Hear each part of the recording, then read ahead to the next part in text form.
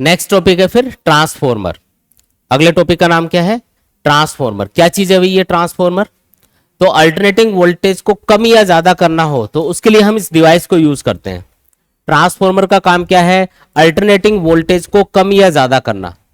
अपने घर पे जो एसी सप्लाई आती है वो 220 वोल्ट आती है अप्रोक्स। 220 वोल्ट से आप उसको 2000 वोल्ट भी कर सकते हो और 220 वोल्ट से उसको घटा के 10 वोल्ट भी कर सकते हो। तो ये काम कैसे होगा? अल्टरनेटिंग वोल्टेज को कम या ज्यादा कैसे किया जाएगा? तो उसके लिए हम एक डिवाइस यूज करते हैं जिसका नाम क्या होता है? ट्रांसफॉर्मर होता है। अब ये जो ट्रांसफॉर्मर है ये दो टाइप के होते हैं। एक को हम बोलते हैं स्टेप अप ट्रांसफॉर्मर, पहले को हम क्या बोलते हैं? Step up transformer. और जो दूसरा है उसको हम बोलते हैं स्टेप डाउन। क्या डिफरेंस है दोनों में? इनका कंस्ट्रक्शन तो एक जैसा सा ही होता है, ठीक है, दिखने में तो एक जैसे ही दिखेंगे। एक मामूली सा डिफरेंस होता है जो इसमें कॉइल्स हम यूज करते हैं। डायग्राम में आपको कुछ कॉइल्स दिखा रखी है यहाँ पे। इन कॉइल्स में नंबर ऑफ टर्न्स अलग अलग होते हैं अलग अलग टाइप के ट्रांसफॉर्मर के लिए। मेन डिफरेंस आप इस तरीके से याद रख सकते हो, जो स्टेप अप ट्रांसफॉर्मर है वो वाला ट्रांसफॉर्मर होता है जो कि वोल्टेज को बढ़ाने का काम करता है। अगर हमें अल्टरनेटिंग वोल्टेज को बढ़ाना है तो इसके लिए जो ट्रांसफॉर्मर हम यूज करेंगे वो होगा स्टेप अप ट्रांसफॉर्मर। तो इसका काम है वोल्टेज को इंक्रीज करना। और दूसरे वाला ट्रांसफॉर्मर कौन सा है? Step down transformer. इसका काम होता है अल्टरनेटिंग वोल्टेज को घटाना। अगर आपको वोल्टेज को कम करना है, एसी वोल्टेज को कम करना है, तो उसके लिए हम यूज करेंगे स्टेप डाउन ट्रांसफॉर्मर। और अगर अल्टरनेटिंग वोल्टेज को बढ़ाना है तो उसके लिए यूज करेंगे स्टेप अप ट्रांसफॉर्मर। ठीक है जी, तो ये तो इनका मेन यूज हो गया। एक चीज और याद रखो, कोई भी ट्रांसफॉर्मर अगर वोल्टेज को बढ़ाएगा तो साइमल्टेनियसली उसमें करंट कम हो जाएगा। और अगर कोई भी ट्रांसफॉर्मर वोल्टेज को घटाएगा तो उसमें अपने आप ही जो करंट है उसकी वैल्यू बढ़ जाएगी। अगर कोई भी ट्रांसफॉर्मर वोल्टेज को बढ़ाएगा तो उसमें क्या होगा? करंट कम हो जाएगा। और अगर वो वोल्टेज को कम कर रहा है तो वो करंट अपने आप ही उसके अंदर इंक्रीज हो जाएगा। ठीक है, यानी कि अगर स्टेप अप ट्रांसफॉर्मर को देखा जाए तो ये क्या करेगा? वोल्टेज को बढ़ाने का काम करेगा। तो इसमें अपने आप ही करंट क्या हो जाएगा? कम हो जाएगा। ये वोल्टेज तो बढ़ा देगा लेकिन करंट कम हो जाएगा ऑटोमेटिकली। इसका रीजन हम देखेंगे। और जो स्टेप डाउन ट्रांसफॉर्मर है वो क्या करेगा? ये वोल्टेज को घटाएगा तो इसमें ऑटोमेटिकली करंट इंक्रीज हो जाएगा। ठीक है, आया समझ में? तो मेन चीज क्या याद रखनी है? पहली चीज, ट्रांसफॉर्मर क्या काम आता है? तो अल्टरनेटिंग वोल्टेज को इंक्रीज या डिक्रीज करने के लिए। इसका यूज क्या है? टू इंक्रीज और डिक्रीज द अल्टरनेटिंग करंट या अल्टरनेटिंग वोल्टेज। एसी को इंक्रीज या डिक्रीज करने के लिए हम इसको यूज करेंगे। कितने टाइप के ट्रांसफॉर्मर होते हैं? इस पे क्वेश्चन बन सकता है। तो दो टाइप के होते हैं, स्टेप अप और step down. Step up transformer का काम क्या है? अल्टरनेटिंग वोल्टेज को बढ़ाना। और स्टेप डाउन का काम क्या है? अल्टरनेटिंग वोल्टेज को घटाना। ठीक है, अगर कोई भी ट्रांसफॉर्मर वोल्टेज को बढ़ा रहा होगा तो साइमल्टेनियसली उसमें करंट क्या हो जाएगा? कम। और अगर कोई भी ट्रांसफॉर्मर वोल्टेज को घटा रहा होगा तो करंट ऑटोमेटिकली बढ़ जाएगा। अगर हम एक आइडियल ट्रांसफॉर्मर की बात करें, आइडियल ट्रांसफॉर्मर किसको बोलेंगे? आइडियल चीज क्या होती है? जिसमें कोई कमी नहीं होती। ट्रांसफॉर्मर में जो रियल में हम बनाते हैं उसमें तो कुछ कमियां होती है जिसकी वजह से उसमें कुछ एनर्जी का लॉस भी होता है। लेकिन अगर आइडियल ट्रांसफॉर्मर की बात करें तो इसमें एनर्जी लॉस क्या होगा? जीरो। एनर्जी लॉस क्या माना जाएगा?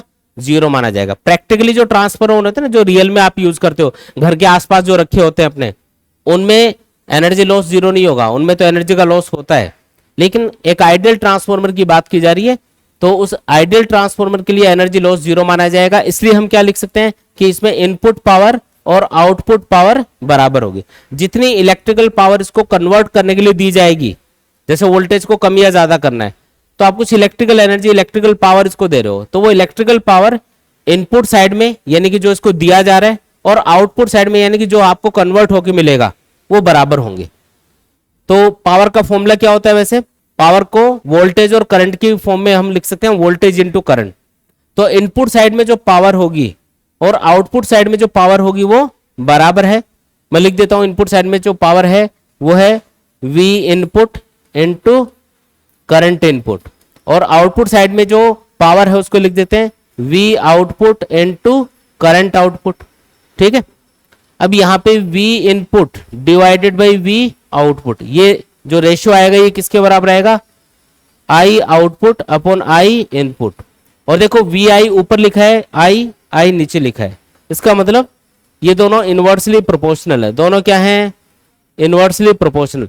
ये रिलेशन ये बता रहा है कि अगर आप वोल्टेज को बढ़ाओगे तो उसके लिए करंट को क्या होना पड़ेगा? कम। और अगर करंट को बढ़ाओगे तो वोल्टेज क्या हो जाएगा? ऑटोमेटिकली कम हो जाएगा। दोनों का मल्टीप्लीकेशन सेम रहेगा, है ना, आइडियल ट्रांसफॉर्मर के लिए। ये इसका मतलब है। तो इसी से मैंने ये चीज बताई है कि अगर स्टेप अप ट्रांसफॉर्मर है तो वो वोल्टेज को बढ़ा देगा और करंट को क्या कर देगा? कम। तो ये आपको दिमाग में रखना है कि स्टेप अप ट्रांसफॉर्मर हमेशा वोल्टेज को बढ़ाता है, करंट को कम करता है, और स्टेप डाउन ट्रांसफॉर्मर हमेशा वोल्टेज को घटाता है, करंट को इंक्रीज करता है। ये इसका काम है, ठीक है।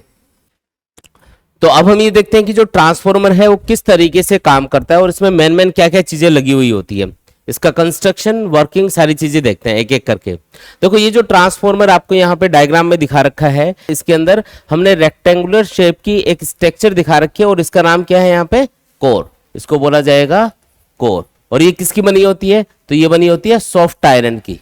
किसकी बनी होगी? सॉफ्ट आयरन, ठीक है।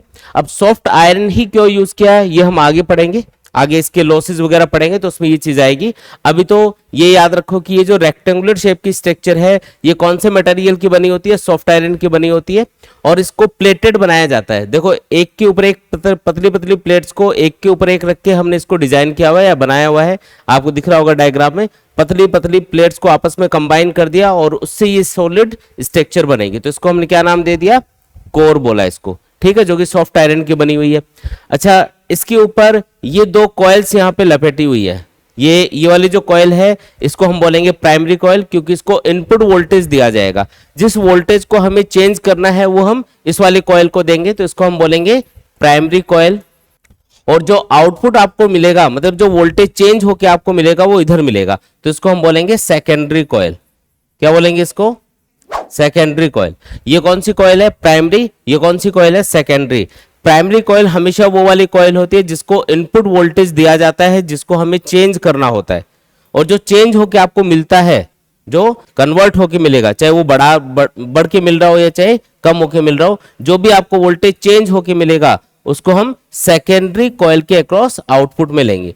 तो ये जो सेकेंडरी कॉइल है इसके अक्रॉस आपको हमेशा आउटपुट मिलेगा, यानी कि जो वोल्टेज है वो चेंज होके मिलेगा। और ये जो प्राइमरी कॉइल है इसको वो वोल्टेज या वो करंट दिया जाएगा जिसको हमको चेंज करना होगा, ठीक है। अच्छा, जो इनपुट साइड है इसमें जो कॉइल यूज कर रहे हैं इसमें मान लो करंट है आईपी, और इसमें जो नंबर ऑफ टर्न्स हैं उनको मैं लिख देता हूं एनपी, और इसके दोनों सिरों के बीच में जो पोटेंशियल डिफरेंस है उसको हम बोल देते हैं ईपी। प्राइमरी के लिए हमने पी का सिंबल यूज किया है इन तीनों चीजों के लिए। प्राइमरी साइड में जो करंट है उसको क्या नाम दे दिया? आईपी। जो वोल्टेज है उसको नाम क्या दे दिया? ईपी। और जो नंबर ऑफ टर्न्स है इस कॉइल के अंदर उसको नाम क्या दे दिया? एनपी, ठीक है। इसी तरीके से जो सेकेंडरी कॉइल है उसमें जो करंट फ्लो हो रहा होगा उसको हम बोलेंगे आईएस। इसके अक्रॉस जो पोटेंशियल डिफरेंस आपको मिलेगा उसको हम बोलेंगे ईएस। और इसमें जो नंबर ऑफ टर्न्स है उनको हम क्या बोल देंगे? एनएस बोल देंगे, ठीक है। सबसे पहले हम ये देखते हैं कि दोनों साइड में जो वोल्टेज और करंट है उनमें क्या रिलेशन होगा, ठीक है। तो अगर ये ट्रांसफॉर्मर आइडियल ट्रांसफॉर्मर है, कौन सा ट्रांसफॉर्मर है? आइडियल ट्रांसफॉर्मर है। तो आइडियल ट्रांसफॉर्मर वो होता है जिसमें एनर्जी लॉस कितना होता है? जीरो। याद रखना है, एनर्जी लॉस क्या होगा इसमें? लॉस जीरो होगा, है ना, एनर्जी लॉस जीरो होगा। अगर इसमें एनर्जी लॉस जीरो है इसका मतलब ये किसी भी टाइप की एनर्जी का लॉस नहीं करेगा किसी भी फॉर्म में। इसको जितनी इलेक्ट्रिकल पावर दी जाएगी उतनी ही इलेक्ट्रिकल पावर ये आउटपुट में आपको दे देगा, क्योंकि लॉस तो कर ही नहीं रहा है। तो जितनी इलेक्ट्रिकल एनर्जी है, इलेक्ट्रिकल पावर इसको इनपुट में मिलेगी उतनी ही इलेक्ट्रिकल पावर ये आपको वापस लौटा देगा, कोई लॉस कर नहीं रहा है। तो हम यहाँ पे लिख सकते हैं कि जो इनपुट पावर है और जो आउटपुट पावर है ये आपस में क्या होंगे? बराबर होंगे। इनपुट पावर और आउटपुट पावर क्या है? आपस में बराबर। लेकिन ये स्पेशल केस है, किसके लिए बात हो रही है? आइडियल ट्रांसफॉर्मर के लिए बात हो रही है, ठीक है। जो एक्चुअल में ट्रांसफॉर्मर होता है उसके अंदर एनर्जी लॉस भी होता है, तो उसमें आउटपुट पावर हमेशा इनपुट पावर से थोड़ी सी कम होगी लॉस की वजह से। अब ये दोनों बराबर है। अब इलेक्ट्रिकल पावर का फॉर्मूला होता है voltage into current. Input side में जो वोल्टेज है उसको करंट से मल्टीप्लाई कर दो, इन दोनों को मल्टीप्लाई कर दो तो ये आ जाएगी इनपुट पावर यानी कि ईपी आईपी। और आउटपुट साइड में जो वोल्टेज और करंट है उनको आपस में मल्टीप्लाई कर दो तो ये आ जाएगी आउटपुट पावर ईएस आईएस। और इसको अगर रीअरेंज करके लिखा जाए तो इसको हम लिख सकते हैं EP upon ES equal to I S upon I P, EP upon E S equal to I S upon I P. और एक चीज नोटिस करो, ईपी ऊपर लिखा है, आईपी नीचे लिखा है, या ईएस नीचे लिखा है, आईएस ऊपर लिखा है। इसका मतलब ये वोल्टेज और करंट क्या है, आपस में इनवर्सली प्रोपोर्शनल है। यहां से एक चीज ये पता चली कि वोल्टेज और करंट क्या होंगे, आपस में इनवर्सली प्रोपोर्शनल होंगे। अगर दो चीजें इनवर्सली प्रोपोर्शनल है तो इसका मतलब एक चीज बढ़ेगी तो दूसरी कम होगी। इसलिए आपको याद रखना है कि जो ट्रांसफॉर्मर है अगर वो वोल्टेज को बढ़ा रहा होगा तो साइमल्टेनियसली वो करंट को कम भी कर रहा होगा, और अगर कोई भी ट्रांसफॉर्मर वोल्टेज को घटा रहा है तो साइमल्टेनियसली उसमें करंट इंक्रीज हो जाएगा। एक चीज बढ़ेगी तो दूसरी चीज कम होगी। यहां पे अगर स्टेप अप ट्रांसफॉर्मर है तो वो वोल्टेज को बढ़ाएगा और साइमल्टेनियसली करंट को कम कर देगा, ठीक है। और अगर स्टेप डाउन ट्रांसफॉर्मर है तो वोल्टेज को घटाएगा और साइमल्टेनियसली करंट उसमें इंक्रीज हो जाएगा। ये चीज आपको याद रखनी है, ठीक है। तो ये आइडियल ट्रांसफॉर्मर की बात हो गई, उसके लिए ये चीज फॉलो होगी।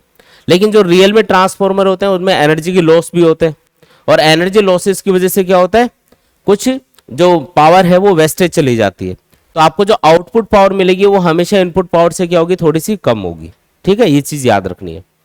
अच्छा, नंबर ऑफ टर्न्स का और वोल्टेज है, इनमें आपस में क्या रिलेशन होगा भाई, आपको ज्यादा वोल्टेज चाहिए या कम वोल्टेज चाहिए तो उसके अकॉर्डिंग नंबर ऑफ टर्न्स का इनके साथ में क्या रिलेशन है। तो हमने एक फॉर्मूला पढ़ा था, इंड्यूस्ड ईएमएफ ई बराबर होता है minus N D phi by D T. किसी भी कॉइल के लिए अगर हम इंड्यूस्ड ईएमएफ का फॉर्मूला लिखें तो वो बराबर होगा E equal to minus N D phi by D T. D phi by D T का मतलब है rate of change of magnetic flux, N का मतलब है उसमें नंबर ऑफ टर्न्स, और ई का मतलब क्या है, इंड्यूस्ड ईएमएफ, ठीक है। और अगर आपको पूछा जाए कि ये जो ट्रांसफॉर्मर है ये कौन से प्रिंसिपल पे काम करता है तो वो भी आप याद रखो। ये प्रिंसिपल, इसका प्रिंसिपल होगा म्यूचुअल इंडक्शन। वो लिख देता हूं मैं इधर, प्रिंसिपल क्या है इसका, म्यूचुअल इंडक्शन, ठीक है। म्यूचुअल इंडक्शन प्रिंसिपल पे काम करने वाला है डिवाइस है। छोटा क्वेश्चन बनता है तो वो ये बनता है इसके ऊपर कि ट्रांसफॉर्मर कौन से प्रिंसिपल पे काम करता है, तो म्यूचुअल इंडक्शन, ठीक है। अच्छा, म्यूचुअल इंडक्शन याद है ना, हमने पढ़ा था कि जब दो कॉइल्स पास पास रखी जाती है और एक कॉइल में फ्लो होने वाला आप करंट चेंज करते हो तो दूसरी कॉइल में जो पास में रखी जाती है उसमें ऑटोमेटिकली एक करंट और ईएमएफ इंड्यूस होना स्टार्ट हो जाता है। इसी फिनोमिना को हम बोलते हैं म्यूचुअल इंडक्शन, ठीक है। तो जैसे हम बात कर रहे थे कि जो इंड्यूस्ड ईएमएफ है उसका फॉर्मूला क्या होता है, E equal to minus N D phi by D T. क्या होता है formula, E equal to minus N D phi by D T. अगर मैं इस फॉर्मूले को प्राइमरी कॉइल के लिए अप्लाई करूं तो मैं लिखूंगा यहाँ पे ई मतलब इंड्यूस्ड ईएमएफ, ईएमएफ मतलब वोल्टेज, तो वोल्टेज है उधर ईपी इक्वल टू, ये फॉर्मूला अप्लाई कर रहे हैं प्राइमरी कॉइल के लिए, नंबर ऑफ टर्न्स कितने हैं एनपी, और D phi by D T आएगा, ठीक है। और सेकेंडरी कॉइल के लिए अगर इस फॉर्मूले को अप्लाई किया जाए तो क्या लिखेंगे, इंड्यूस्ड ईएमएफ की जगह लिखेंगे ईएस, वोल्टेज कितना है इधर ईएस, नंबर ऑफ टर्न्स कितने हैं NS into D phi by D T. अब ये जो D phi by D T है इसका मतलब क्या है, यह है rate of change of magnetic flux for one single turn. दोनों जो कॉइल्स है उसमें जो टर्न्स का साइज है वो बराबर रखा जाता है। दोनों का जो साइज है ना, ये जो टर्न्स का साइज होता है इसमें ये बराबर होता है। नंबर ऑफ टर्न्स तो अलग अलग होते हैं लेकिन टर्न्स का साइज बराबर होता है। और फिर जैसे हम प्राइमरी कॉइल में इनपुट करंट देंगे जिसको हमको चेंज करना होगा या इनपुट वोल्टेज देंगे तो ये एक मैग्नेटिक फील्ड प्रोड्यूस करेगी ऐसे, और ये जो मैग्नेटिक फील्ड है ये आगे जाके इस कोर की हेल्प से इस सेकेंडरी कॉइल से भी पास होगा। तो यहां पे जो मैग्नेटिक फील्ड प्रोड्यूस हो रहा है प्राइमरी कॉइल के थ्रू, वही मैग्नेटिक फील्ड सेकेंडरी कॉइल को भी मिल रहा है। यानी कि दोनों कॉइल्स के लिए क्या चीज कॉमन हो गई, मैग्नेटिक फील्ड कॉमन हो गया। दोनों कॉइल्स में टर्न्स का साइज भी सेम है, दोनों कॉइल्स में जो मैग्नेटिक फील्ड है वो भी सेम है, तो दोनों कॉइल से जो मैग्नेटिक फ्लक्स पास होगा वो भी सेम होगा।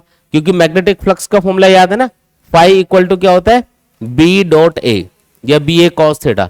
दोनों के लिए बी की वैल्यू सेम, दोनों कॉइल्स के लिए मैग्नेटिक फील्ड सेम, और दोनों के लिए एरिया भी सेम, तो दोनों के लिए मैग्नेटिक फ्लक्स क्या हो जाएगा, सेम हो जाएगा। और अगर मैग्नेटिक फ्लक्स सेम है तो जब प्राइमरी कॉइल में ये मैग्नेटिक फील्ड चेंज हो रहा होगा करंट के चेंज होने से, तो वैसे ही मैग्नेटिक फील्ड सेकेंडरी कॉइल के लिए भी चेंज होगा।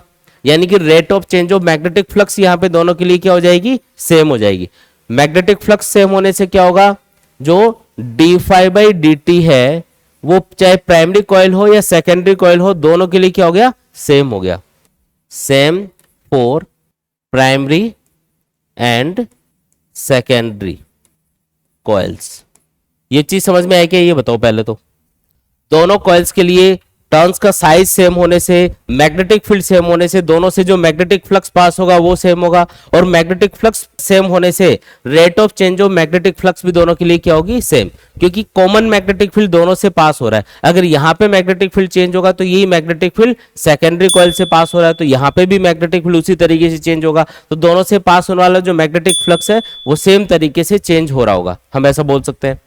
तो अगर d∅dt दोनों कॉइल्स के लिए सेम है, तो अगर मैं इनको डिवाइड करूं, इन दोनों इक्वेशंस को, इस वाली इक्वेशन और इस वाली इक्वेशन को डिवाइड करना है, तो ये आएगा ES अपॉन EP बराबर ES अपॉन EP बराबर NS अपॉन NP। बाकी चीजें रेशो में कैंसिल, ठीक है। और एक चीज नोटिस करो, ES ऊपर लिखा है, NS भी ऊपर लिखा है, EP नीचे लिखा है, NP भी नीचे लिखा है। इसका मतलब वोल्टेज और नंबर ऑफ टर्न्स क्या है, डायरेक्टली प्रोपोर्शनल है। वोल्टेज और नंबर ऑफ टर्न्स क्या है, डायरेक्टली प्रोपोर्शनल, जिसका मतलब ये है कि जिस कॉइल में आपको ज्यादा वोल्टेज चाहिए होगा, जैसे आप कम वोल्टेज को ज्यादा वोल्टेज में चेंज करना चाह रहे हो, तो इधर तो ज्यादा वोल्टेज होना चाहिए और इधर क्या होना चाहिए, कम वोल्टेज।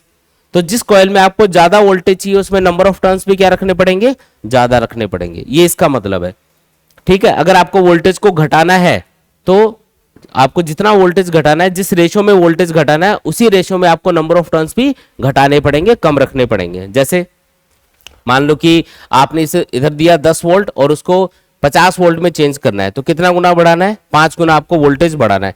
10 वोल्ट को 50 वोल्ट में चेंज करना है, तो 5 गुना अगर वोल्टेज बढ़ाना है तो नंबर ऑफ टर्न्स का रेशियो भी क्या होना चाहिए, 5 टाइम्स ज्यादा होना चाहिए इधर। मतलब अगर इधर आपने सपोज करो 50 टर्न्स ले रखे हैं, तो उससे 5 गुना यानी कि 250 टर्न्स होनी चाहिए इधर। अगर आपने इधर 100 टर्न्स ले रखे हैं तो इधर 500 टर्न्स होनी चाहिए। अगर इधर 200 टर्न्स हैं तो इधर 1000 टर्न्स होनी चाहिए, मतलब 5 टाइम्स ज्यादा। बात समझ में आई क्या। नंबर ऑफ टर्न्स का क्या रिलेशन है वोल्टेज के साथ, वोल्टेज और number of turns directly proportional होंगे। मतलब अगर आपको स्टेप डाउन ट्रांसफॉर्मर बनाना है, सपोज करो स्टेप डाउन ट्रांसफॉर्मर अगर आपको बनाना है, यानी कि वोल्टेज को कम करना है, तो प्राइमरी कॉइल के कंपैरिजन में सेकेंडरी कॉइल में आपको नंबर ऑफ टर्न्स को कम रखना पड़ेगा। और अगर आपको स्टेप अप ट्रांसफॉर्मर बनाना है, वोल्टेज को बढ़ाने वाला ट्रांसफॉर्मर बनाना है, तो इधर ज्यादा वोल्टेज चाहिए आपको, इसका मतलब इधर नंबर ऑफ टर्न्स भी आपको प्राइमरी की कंपैरिजन में ज्यादा रखने पड़ेंगे। आया समझ में, ठीक है। तो ये चीज याद रखने वाली है, इंपॉर्टेंट है। न्यूमेरिकल्स में एक तो ये वाला फॉर्मूला अपने काफी काम आएगा, ES upon EP equal to NS upon NP, ठीक है। एक फॉर्मूला और बता रहा हूं, जैसे आपको बताया था कि जो रियल में ट्रांसफॉर्मर हम लोग यूज करते हैं अपने घर के आसपास जो रखे होते हैं, वो जो ट्रांसफॉर्मर है वो एनर्जी का लॉस भी करते हैं। आइडियल ट्रांसफॉर्मर तो एनर्जी का लॉस नहीं करेगा, लेकिन जो रियल में ट्रांसफॉर्मर होंगे वो तो एनर्जी का लॉस करेंगे। अगर वो एनर्जी का लॉस करेंगे किस फॉर्म में, हीट की फॉर्म में, साउंड की फॉर्म में, इस तरीके से वो एनर्जी लॉस करते हैं। तो जितनी इलेक्ट्रिकल एनर्जी उनको दी जाती है उसका कुछ पार्ट वो लॉस में वेस्टेज कर देंगे और बाकी आपको एनर्जी आउटपुट में मिलेगी। यानी कि जो आउटपुट पावर होगी वो हमेशा इनपुट पावर से थोड़ी सी कम ही होगी लॉस की वजह से। अगर आउटपुट पावर कम है और इनपुट पावर कंपैरेटिवली थोड़ी ज्यादा है, तो आपको ये कैलकुलेट करना पड़ेगा कि इसकी ट्रांसफॉर्मर की इफिशियंसी कितनी है, ये कितना अच्छे से काम कर पा रहा है। इफिशियंसी हम किसी भी मशीन की कैलकुलेट करते हैं तो उसमें हमारा मकसद ये होता है कि वो कितना प्रॉपरली या कितना अच्छे से काम कर पा रहा है, ये हम चेक करना चाहते हैं, ठीक है। तो ये ट्रांसफॉर्मर कितनी इफिशियंसी का है या कितने अच्छे से काम कर पाएगा वो हम कैलकुलेट करेंगे। तो इफिशियंसी का फॉर्मूला किसी भी मशीन के लिए सेम ही होता है, जिसको हम ईटा से डिनोट करते हैं। ये बराबर होती है output power upon input power into 100। जो मशीन है उसको इनपुट पावर क्या दी गई है, उससे आउटपुट पावर आपको क्या मिली, तो उनका रेशो ले लो पहले, तो output power upon input power, और उसके बाद में इसको 100 से मल्टीप्लाई कर दो, हमारे पास परसेंटेज में क्या आ जाएगी, उस मशीन की इफिशियंसी आ जाएगी। अब हमने बोला कि जो आउटपुट पावर है वो थोड़ी सी कम होगी इनपुट पावर से, तो ये रेशो लेस देन 1 आएगा, और 100 से मल्टीप्लाई करोगे तो जैसे मान लो ये रेशो आ रहा है 0.9, 1 से कम आएगा थोड़ा, क्योंकि आउटपुट पावर कम है इनपुट पावर की कंपैरिजन में, तो ये वैल्यू कम है ये ज्यादा है, तो ये रेशो आया मान लो 0.9। 0.9 इंटू 100 कितना होगा, 90, यानी कि 90% इफिशियंट है वो ट्रांसफॉर्मर।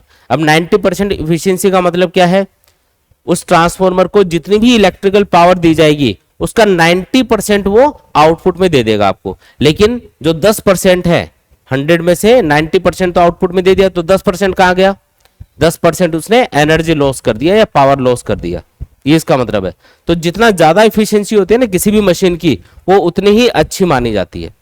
अगर मान लो किसी ट्रांसफॉर्मर की इफिशियंसी है 50%, इसका मतलब वो 50% एनर्जी लॉस करेगा और 50% ही आपको आउटपुट दे पाएगा, तो खराब ट्रांसफॉर्मर है वो।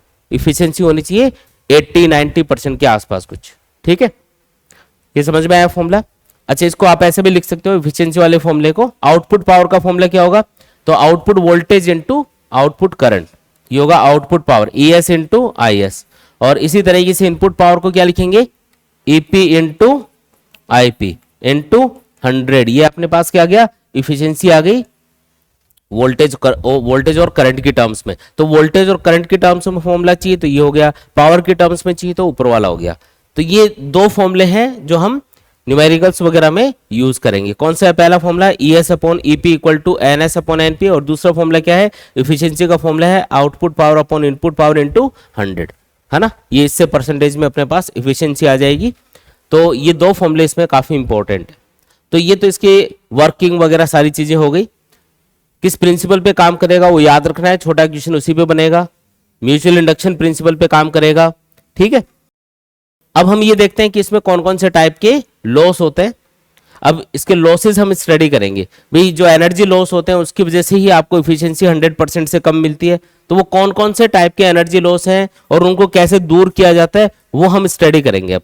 तो नेक्स्ट टॉपिक क्या है, energy loss in A transformer. कोई भी ट्रांसफॉर्मर है वो कौन कौन से टाइप के एनर्जी लॉस करेगा। देखो, सबसे पहला जो इसमें लॉस होता है वो होता है कॉपर लॉस। कॉपर लॉस कहाँ होगा, तो आपको पता है कि जो ट्रांसफॉर्मर है उसके अंदर ये एक सॉफ्ट आयरन की कोर होती है और इसके अंदर हम दो कॉइल्स को इसके ऊपर लपेट के रखते हैं, ठीक है। एक होती है इसमें प्राइमरी कॉइल, ये होगी अपनी प्राइमरी कॉइल, ठीक है, और इधर होगी सेकेंडरी कॉइल। इस तरीके से ये कौन सी कॉइल है, ये होगी सेकेंडरी कॉइल। ये प्राइमरी है, ये सेकेंडरी है। तो ये जो कॉइल्स आप बनाते हो ये किसकी बनी होती है, कॉपर वायर की बनी होती है। और जो कॉपर है अगर वो प्योर है तो तब तो उसका रेजिस्टेंस काफी कम होगा, लेकिन अगर उसमें कुछ इंप्योरिटी है, अदर मेटल्स भी मिली हुई है, तो क्या होगा, उसका रेजिस्टेंस बढ़ जाएगा। और रेजिस्टेंस बढ़ने से क्या होगा, वो ज्यादा हीट प्रोड्यूस करने लग जाएगा। मतलब ये जो कॉपर वाइंडिंग्स है इसमें ज्यादा हीट प्रोड्यूस होने लग जाएंगी। अगर आपने इसमें इम्प्योर कॉपर यूज कर लिया तो आपको प्योर कॉपर यूज करना है ताकि कॉपर लॉस को मिनिमाइज किया जा सके। यहाँ पे मेनली जो लॉस होगा ना ट्रांसफॉर्मर में एनर्जी का, वो हीट की फॉर्म में होगा। तो ये कॉइल्स क्या होती है, गर्म हो जाती है अगर ये इम्प्योर कॉपर की बनी हुई है, क्योंकि इनका रेजिस्टेंस बढ़ जाता है इम्प्योर कॉपर लेने से, और उससे क्या होगा, हीट की फॉर्म में एनर्जी का लॉस होगा। तो कॉपर लॉस को दूर करने का तरीका क्या है, प्योर कॉपर यूज करो आप, है ना। By using pure copper we can minimise the copper loss. कैसे दूर करना है इसको, बाय यूजिंग प्योर कॉपर, ठीक है, we can minimise the copper loss. आया समझ में। अब दूसरा कौन सा लॉस है इसके अंदर, अब दूसरा लॉस समझो, उसको हम बोलते हैं आयरन लॉस। दूसरा लॉस क्या है, आयरन लॉस। अब ये जो आयरन है ये कहां पे यूज किया ट्रांसफॉर्मर में, ये जो कोर बनी होती है किसकी बनी होती है, सॉफ्ट आयरन की बनी होती है। तो उसमें कौन कौन से टाइप के लॉस होते हैं, तो उसमें दो टाइप के लॉस होते हैं। एक को हम बोलते हैं एडी करंट लॉस, ठीक है, और दूसरा जो लॉस है वो क्या होता है, उसको बोलते हैं हिस्टेरेसिस लॉस। Hysteresis loss. कौन कौन से दो लॉस होते हैं आयरन के अंदर, एक तो होता है एडी करंट लॉस और एक होता है हिस्टेरेसिस लॉस। अब ये क्या चीज है, देखो एडी करंट का मतलब होता है कोई भी मेटल बॉडी हो, अगर उससे पास होने वाला मैग्नेटिक फ्लक्स चेंज हो रहा है तो उसके अंदर एक करंट प्रोड्यूस होना स्टार्ट हो जाता है। कोई भी मेटल बॉडी हो, अगर आप उससे पास होने वाला मैग्नेटिक फील्ड या मैग्नेटिक फ्लक्स चेंज करते हो तो उसके अंदर एक करंट इंड्यूस होना स्टार्ट हो जाता है। उसी करंट को हम बोलते हैं एडी करंट। अब वो जो एडी करंट है वो क्या करेगा, उस मेटल बॉडी के रेजिस्टेंस की वजह से उसको गर्म करना चालू कर देगा। तो यहाँ पे ये जो ट्रांसफॉर्मर है इसको इनपुट में हम क्या देते हैं, अल्टरनेटिंग वोल्टेज देते हैं या अल्टरनेटिंग करंट देते हैं। और अल्टरनेटिंग करंट तो टाइम के साथ में चेंज होता रहता है, तो उससे जो मैग्नेटिक फील्ड बनेगा वो भी क्या होगा, टाइम के साथ चेंज होगा। तो इस कोर से जो मैग्नेटिक फील्ड गुजरता है, जो प्राइमरी से सेकेंडरी कॉइल की तरफ पहुंचेगा, वो टाइम के साथ में चेंज हो रहा होगा और उससे इस मेटल बॉडी से यानी कि इस कोर से पास होने वाला मैग्नेटिक फ्लक्स भी चेंज हो रहा होगा। और मैग्नेटिक फ्लक्स चेंज होगा तो इसके अंदर एडी करंट प्रोड्यूस होना स्टार्ट हो जाता है। एडी करंट किसको बोला है, इंड्यूस करंट को। तो वो जो इंड्यूस करंट है या जो एडी करंट है वो क्या करेगा, इस कोर को गर्म करेगा। और गर्म करने से क्या होगा, एक तो जो एनर्जी दी जा रही है, जो इलेक्ट्रिकल पावर ट्रांसफॉर्मर को दी जा रही है कन्वर्ट करने के लिए, उसका वो वेस्टेज कर रहा है, हीट प्रोड्यूस कर रहा है ना, उससे वेस्टेज हो रहा है। और एक उससे नुकसान ही हो सकता है कि ये जो कॉइल्स हैं हम इंसुलेटेड कॉपर वायर की बनाते हैं। ये जो कॉइल्स बनाई जाती है ट्रांसफॉर्मर में या कोई भी कॉइल बनाई जाती है तो उसके लिए एक कॉपर वायर यूज किया जाता है जिसके ऊपर प्लास्टिक की एक पतली सी लेयर होती है, ताकि जितने भी टर्न्स उसके बनाए जाए वो आपस में टच नहीं हो, आपस में शॉर्ट नहीं हो। तो इसके लिए क्या करेंगे, इंसुलेटेड कॉपर वायर यूज करेंगे। अब अगर ये कोर गर्म होगी तो इसके ऊपर ये जो लिपटी हुई वाइंडिंग्स है ये भी गर्म होंगी और उससे क्या होगा, इनका इंसुलेशन पिघल जाएगा। जो प्लास्टिक की एक पतली सी लेयर है ना इनके ऊपर, वो पिघल जाएगी और पिघलने से क्या होगा, ये सारे के सारे टर्न्स आपस में शॉर्ट हो जाएंगे। तो आपने जो 100 टर्न्स बना रखे तो वो एक सिंगल टर्न की तरह बिहेव करेगा, क्योंकि वो सारे के सारे टर्न्स आपस में कनेक्ट हो गए इंसुलेशन पिघलने से। पहले वो सेपरेट थे क्योंकि प्लास्टिक की लेयर थी। प्लास्टिक क्या होता है, इंसुलेटर। तो पहले तो वो सेपरेट थे और अब क्या हो गए, शॉर्ट हो गए इंसुलेशन पिघलने से। तो ऐसा नहीं हो इसके लिए आपको क्या करना पड़ेगा, इस एडी करंट को कम करना पड़ेगा। अब इसको कम करने का तरीका ये होता है कि जो आप सॉलिड स्ट्रक्चर यूज कर रहे हो मेटल की, उसको पतली पतली प्लेट से मिला के बना दो और हर एक प्लेट को सेपरेट कर दो एक दूसरे से इंसुलेटर के थ्रू। मतलब यहां पे हम ट्रांसफार्मर में क्या करेंगे, ये जो कोर है इसको प्लेटेड बनाएंगे, पतली पतली प्लेट से मिला के बनाएंगे और ये जितनी भी प्लेट्स होंगी इनके ऊपर प्लास्टिक की एक पतली सी लेयर होगी जो सबको, जितनी भी प्लेट्स इसमें, इन सबको आपस में एक दूसरे से सेपरेट रखेगी। एक के ऊपर एक प्लेट्स को रख के हम इसको कॉम्पैक्ट डिजाइन बनाएंगे, लेकिन हर एक जो प्लेट है उसके ऊपर प्लास्टिक की एक पतली सी लेयर होगी। तो दो प्लेट अगर टच भी है आपस में तो बीच में क्या आ गया, इंसुलेशन आ गया ना, प्लास्टिक की कोटिंग आ गई उसके ऊपर। वो क्या करेगी, एक दूसरे को दोनों प्लेट्स को एक दूसरे से सेपरेट कर देगी। तो आपको क्या करना है, आपको ऐसी मतलब कि इंसुलेशन वाली अलग अलग मेटल प्लेट्स को आपस में एक के ऊपर एक रख के इसको बनाना है। तो ये प्लेटेड बनाने का रीजन समझ में आया क्या, कि इसको प्लेटेड क्यों बनाया? तो उसका रीजन है एडी करंट लॉस को मिनिमाइज करना। तो एडी करंट लॉस को मिनिमाइज कैसे करेंगे, by using plated core. Plated core है ना, प्लेटेड कोर यूज करेंगे, इसको बोलते हैं प्लेटेड करना, पतले पतले प्लेट से मिला के बनाएंगे इसको, ठीक है। और दूसरे टाइप का कौन सा लॉस होता है इसके अंदर, आयरन के अंदर, ये है हिस्टेरेसिस लॉस। अब ये क्या चीज है, तो यहां पे हम इनपुट में इसको दे रहे हैं अल्टरनेटिंग करंट। और अल्टरनेटिंग करंट क्या होता है, टाइम के साथ में इस तरीके से चेंज होता रहता है। कभी इसमें पॉजिटिव हाफ साइकिल होता है, कभी नेगेटिव हाफ साइकिल होता है। यानी कि जो आप वोल्टेज इसको दे रहे हो या जो करंट इसको इनपुट में दे रहे हो वो टाइम के साथ में बार बार चेंज होता रहेगा। कभी पॉजिटिव हाफ साइकिल होगा, कभी नेगेटिव हाफ साइकिल होगा, और ये साइकिल बार बार क्या होता रहेगा, चेंज होता रहेगा। जब पॉजिटिव हाफ साइकिल होगा तो इन कॉइल्स में किसी एक डायरेक्शन में करंट होगा, और अगर नेगेटिव हाफ साइकिल आएगा तो करंट की डायरेक्शन क्या हो जाएगी, रिवर्स।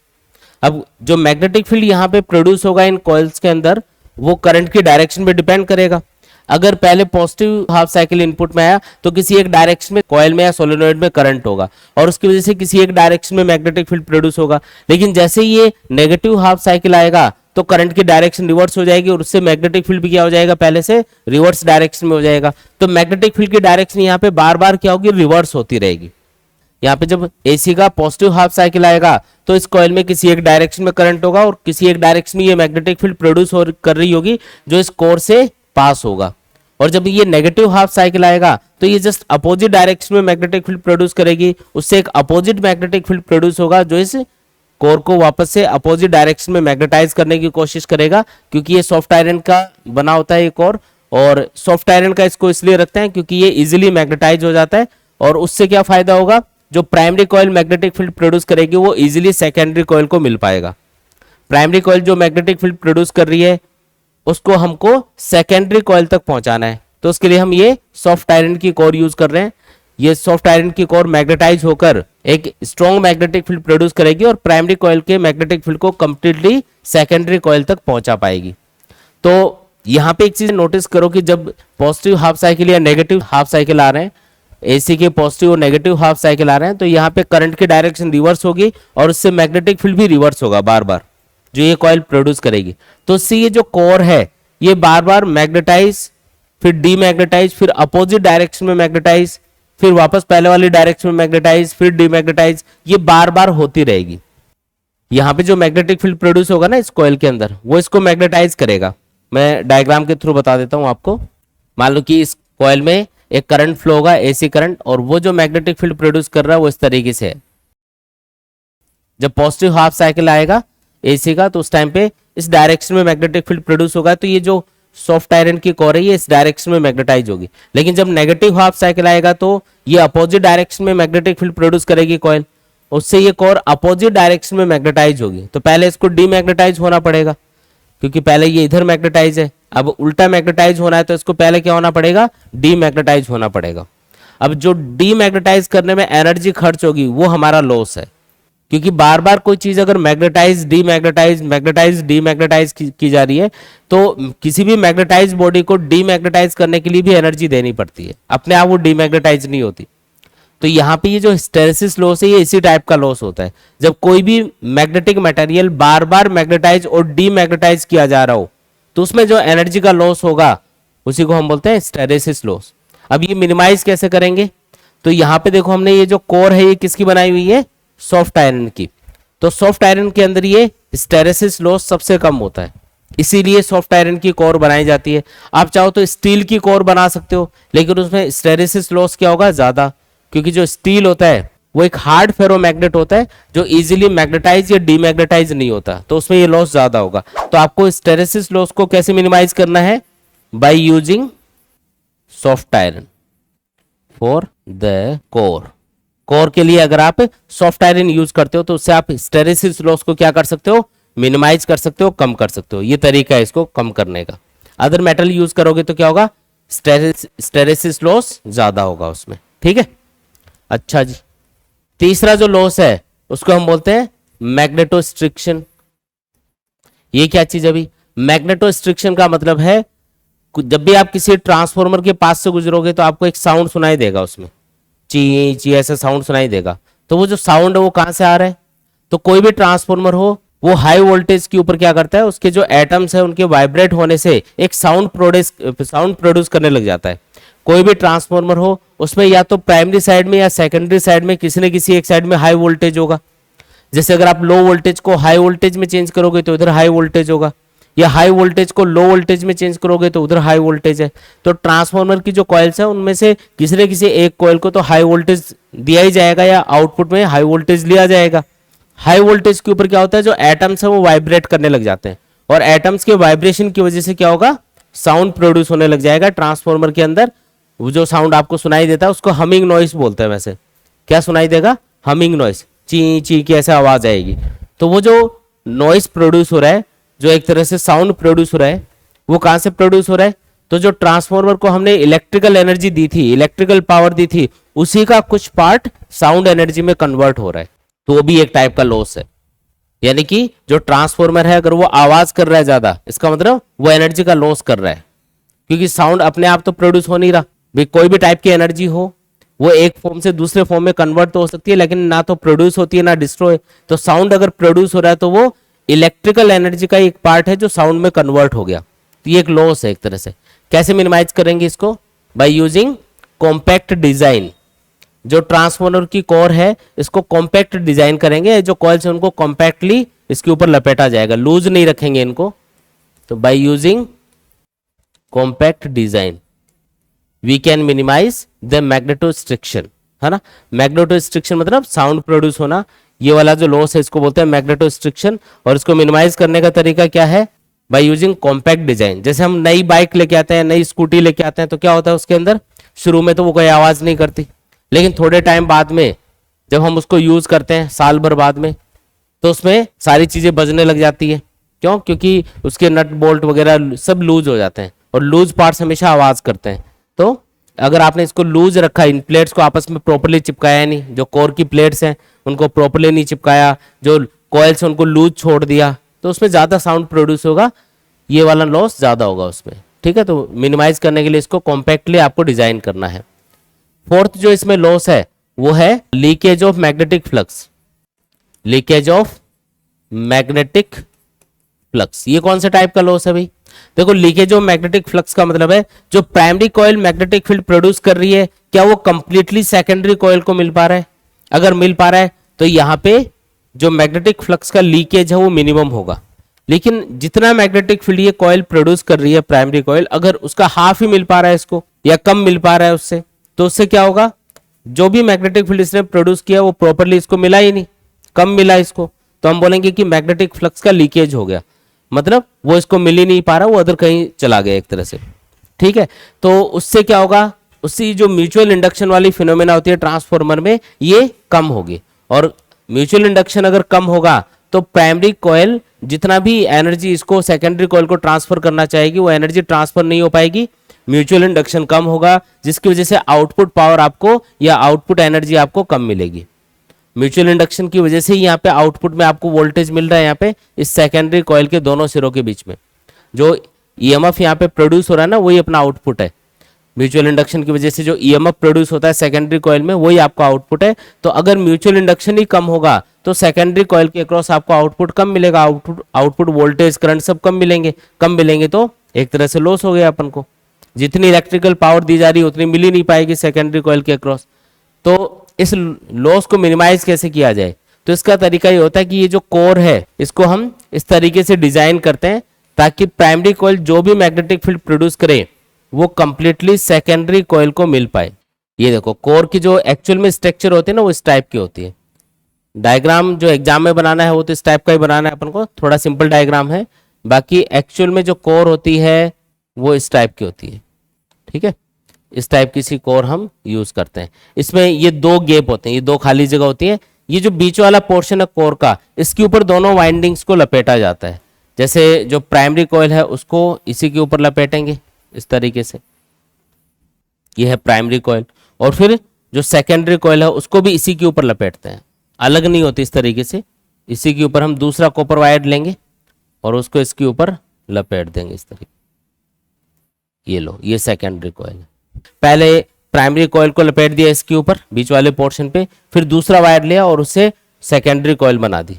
अब इससे फायदा क्या होगा, अब प्राइमरी कॉइल जो भी मैग्नेटिक फील्ड प्रोड्यूस करेगी वो देखो कंप्लीटली सेकेंडरी कॉइल को मिल पाएगा, क्योंकि एक के ऊपर एक लिपटी हुई है दोनों कॉइल्स। प्राइमरी कॉइल जो भी मैग्नेटिक फील्ड प्रोड्यूस कर रही है वो कंप्लीटली सेकेंडरी कॉइल के अंदर से पास होगा। यहां से यहां तक मैग्नेटिक फील्ड पहुंचते पहुंचते क्या होगा, थोड़ा सा वीक हो जाएगा। तो वो एक तरह से लीकेज ऑफ मैग्नेटिक फ्लक्स उसको बोलते हैं, लीकेज ऑफ मैग्नेटिक फील्ड बोलते हैं, वो यहाँ पे नहीं हो पाएगा। तो इससे क्या होगा, म्यूचुअल इंडक्शन ज्यादा होगा। तो इस टाइप की कोर यूज करके हम लीकेज ऑफ मैग्नेटिक फ्लक्स को क्या कर सकते हैं, मिनिमाइज कर सकते हैं। तो ये मेन लॉस है जो ट्रांसफॉर्मर के अंदर होते हैं, इनके ऊपर क्वेश्चन बनता है, एग्जाम में पूछते हैं सेपरेटली। ट्रांसफॉर्मर के ऊपर ये क्वेश्चन बनता है कि ट्रांसफॉर्मर के अंदर कौन कौन से टाइप के लॉस होते हैं और उन लॉसेस को हम किस तरीके से मिनिमाइज कर सकते हैं। तो ये सारी तरीके मैंने आपको बताए हैं कि कौन कौन से लॉस है और कैसे उनको मिनिमाइज करना है। ठीक है, आया समझ में? ये देख लो, कोई भी डाउट है तो शुरू से लेकर लास्ट तक देखो। आगे आपको एक क्वेश्चन दिया हुआ है ट्रांसफॉर्मर के ऊपर।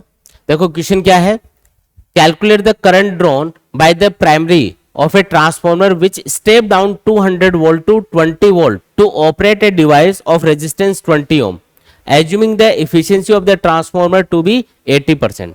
पहले तो जो चीजें गिवन होती है क्वेश्चन में पहले वो नोट कर लेंगे। यहाँ पे क्वेश्चन में क्या क्या गिवन है देखो। सबसे पहले इसने बोला कि एक ट्रांसफॉर्मर है और इसकी प्राइमरी कॉइल में करंट आपको बताना है।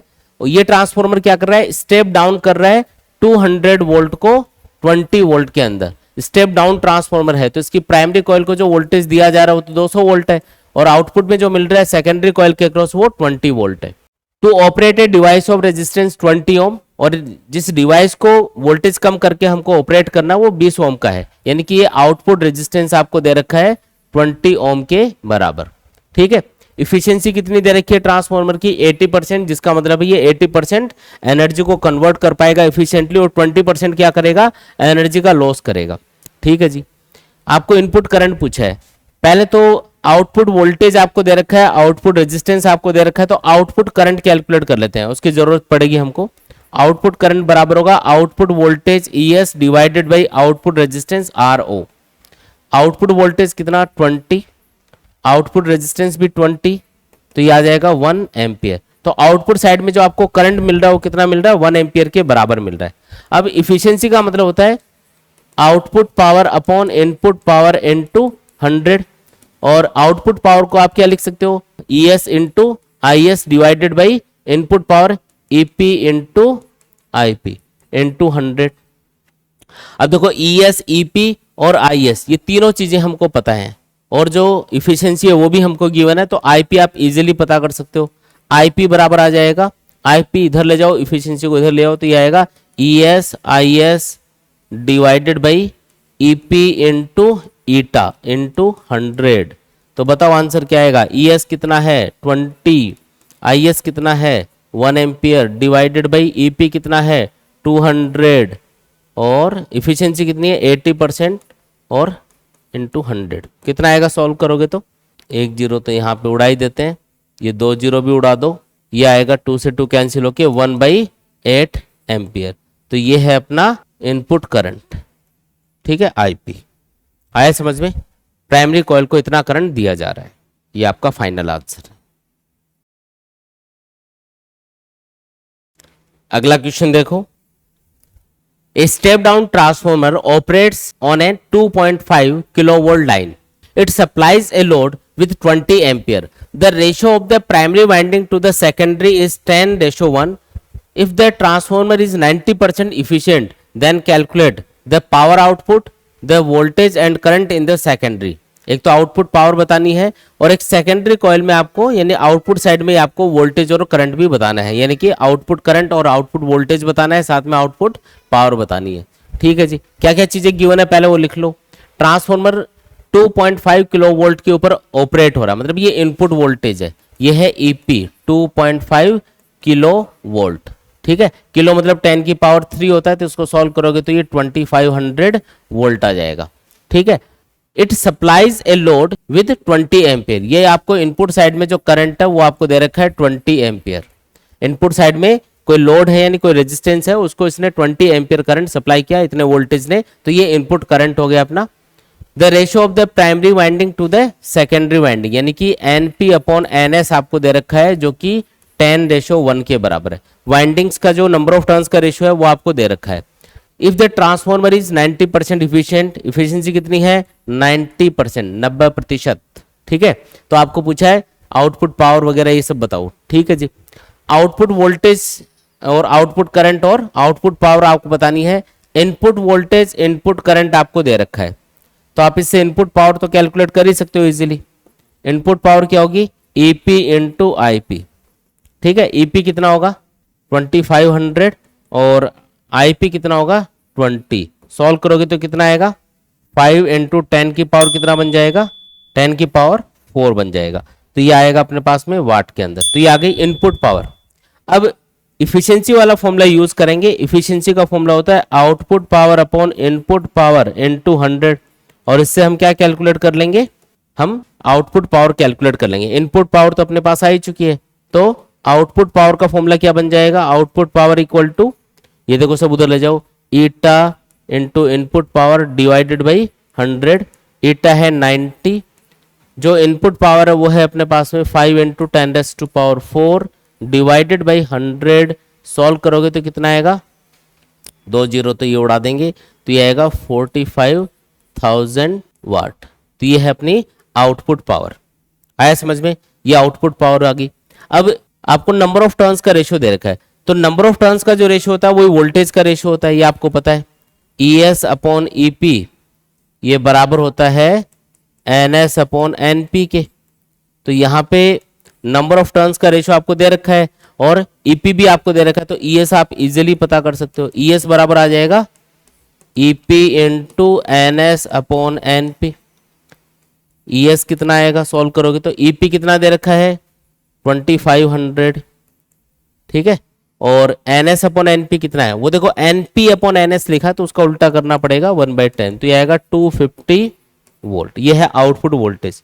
और आउटपुट करंट कैसे कैलकुलेट करोगे, तो आउटपुट पावर आपको पता है, आउटपुट वोल्टेज पता है, तो आउटपुट पावर का फॉर्मूला तो ये होता है ES इंटू IS। तो इससे आप IS कैलकुलेट कर लो, आउटपुट करंट, ये आ जाएगा output power upon output voltage. Output power कितनी है 4500 वाट और ES कितना है 250। अच्छा 45,000 है ये, हाँ जी। तो कितना आएगा सॉल्व करने पे, ये आएगा सॉल्व करने पे 180 एम्पियर के बराबर। कितना आएगा 180 एम्पियर के बराबर आएगा। ठीक है जी, बाकी फॉर्मूले दो ही यूज कर रहे हैं। देखो पावर का फॉर्मूला तो वोल्टेज इंटू करंट है, वो तो पता ही है अपन को। बाकी इफिशियंसी का फॉर्मूला और एक नंबर ऑफ टर्न्स का जो रेशियो होता है वो वोल्टेज के रेशियो के बराबर होता है, तो वो दो ही फॉर्मूले यूज करने हैं। E S upon EP equal to I P upon I S वाला फॉर्मूला यूज नहीं करना है। क्यों नहीं यूज करना बोलो? क्योंकि वो किसके लिए बताया था? आइडियल ट्रांसफॉर्मर के लिए, जिसकी इफिशियंसी 100% होती है उसके लिए ही लगा सकते हो। ये तो लॉस वाला ट्रांसफॉर्मर है, 90% इफिशियंट है, मतलब लॉस कितना करेगा? कितना लॉस कर रहा है ये ट्रांसफॉर्मर बताओ? 10%।